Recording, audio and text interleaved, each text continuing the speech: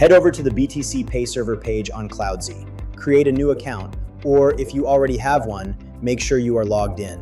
Next, click Deploy. Now go ahead and choose your preferred plan, and in the Application tab, select BTCPay. Give your server a name, then click Deploy. At this step, you will need to enter your domain. Your server should be ready in just a moment, in a minute or two.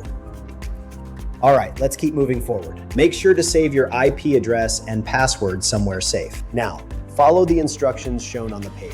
First, point your domain's DNS to the IP address you received. Then, SSH into your VPS with provided credentials. I am using Windows PowerShell. Use any tool of your choice. Now, on your VPS, run the restart command from the guide. Once that is done, your BTCPay server is ready. You can access it in your browser using your domain. Just open a new tab and paste the address. Create an account on your server, and just like that, you are in. Easy peasy, lemon squeezy. Make sure to read the full instructions for more detail.